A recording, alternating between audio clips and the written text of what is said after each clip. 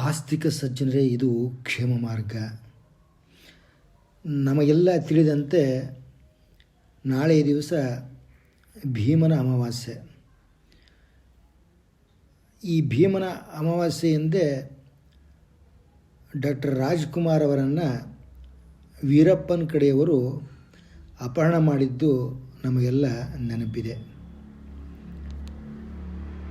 ಈ ಭೀಮನ ಅಮಾವಾಸ್ಯೆ ಅಂದರೆ ಏನು, ಇದನ್ನು ಯಾಕೆ ಆಚರಣೆ ಮಾಡ್ತಾರೆ ಅನ್ನುವುದನ್ನು ಸಂಕ್ಷಿಪ್ತವಾಗಿ ತಿಳಿದುಕೊಳ್ಳುವುದಾದರೆ, ಭೀಮ ಅಂತಂದರೆ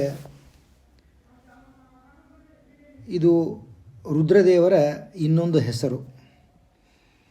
ಆ ರುದ್ರದೇವರ ಅಗಾಧ ಶಕ್ತಿ ಅವರಿಗೆ ಭೀಮ ಅಂತಲೂ ಒಂದು ಹೆಸರನ್ನು ತಂದುಕೊಡುತ್ತದೆ. ಅಂದರೆ ಭೀಮ ಅಥವಾ ರುದ್ರದೇವರು ಇಬ್ಬರೂ ಒಂದೇ.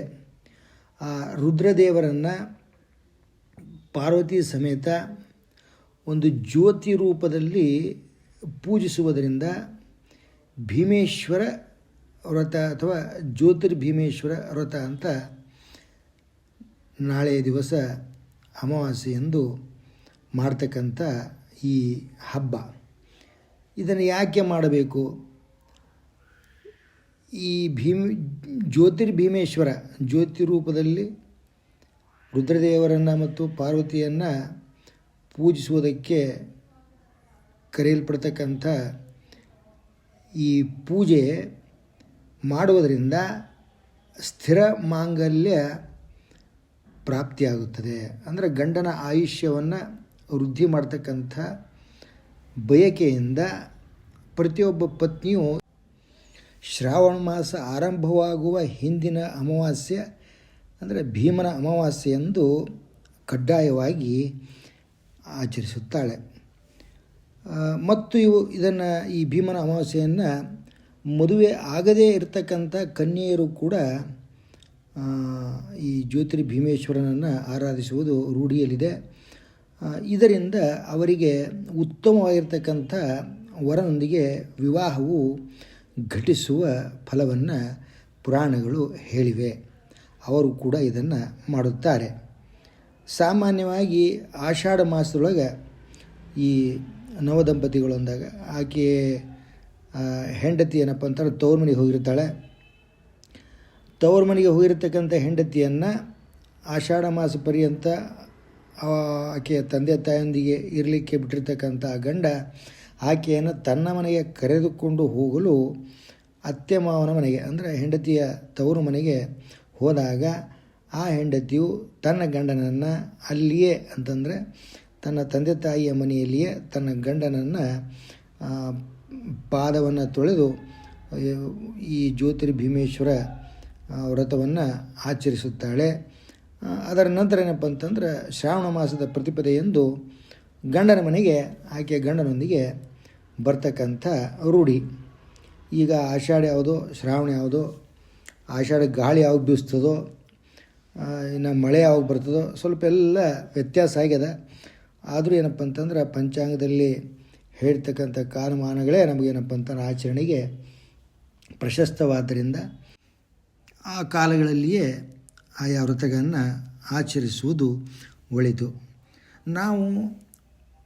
ನಮಗೆ ಆರೋಗ್ಯ ಬೇಕು ಅಂಥೇಳಿ ವೈದ್ಯರಲ್ಲಿ ಹೋಗ್ತೀವಿ, ಮೆಡಿಸಿನ್ಸ್ ತೊಗೊತೀವಿ. ಆಮೇಲೆ ನಮ್ಮ ಮದುವೆ ಆಗ್ತದೋ ಹೇಗೋ, ಒಳ್ಳೆಯ ವರ ಸಿಗ್ತಾನೋ ಇಲ್ಲ ಅಂಥೇಳಿ ಜಾತಕ ಕುಂಡಲಿ ತಗೊಂಡು ಜ್ಯೋತಿಷ್ಕರ ಹತ್ರ ಹೋಗ್ತೇವೆ.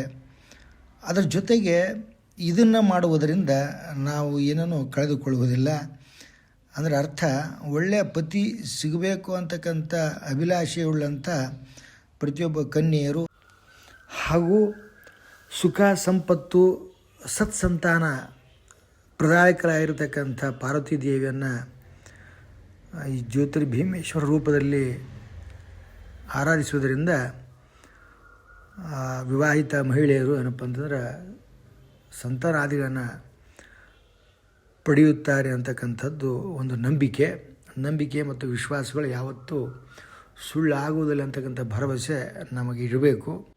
ಈ ಜ್ಯೋತಿರ್ಭೀಮೇಶ್ವರ ವ್ರತ ಅಂದರೆ ಇದನ್ನೇನಪ್ಪ ಅಂದರೆ ಹೇಳಿದ ನಾಗರ ಅಮಾವಾಸ್ಯೆ ದಿವಸ ಶ್ರಾವಣ ಮಾಸದ ಪ್ರತಿಪದೆಯ ಹಿಂದಿನ ಅಮಾವಾಸ್ಯೆಯಂದು ಆಚರಣೆ ಮಾಡುವ ಕೆಲವು ಸಂಪ್ರದಾಯಗಳವ.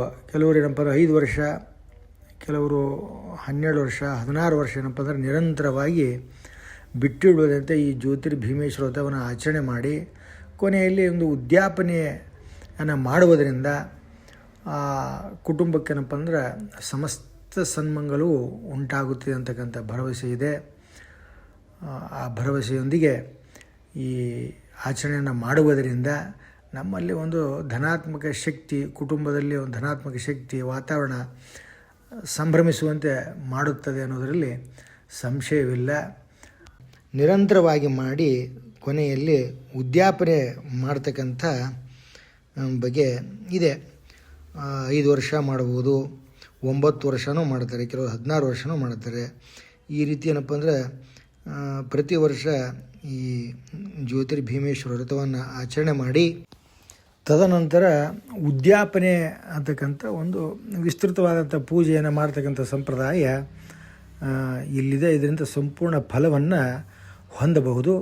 ಈ ಪೂಜೆಯನ್ನು ಮಾಡ್ತಕ್ಕಂಥ ಬಗೆ ಅಂತ ಹೇಳಿದರೆ ಒಂದು 12 ಎಳೆ ದಾರಗಳನ್ನು 9 ಗಂಟೆಗಳನ್ನು ಹಾಕಿ ಅಲ್ಲಿ ಪೂಜಾ ಕಾಲಕ್ಕೆ ಜ್ಯೋತಿಯ ಮುಂದೆ ಇಟ್ಟುಕೊಂಡಿರಬೇಕು.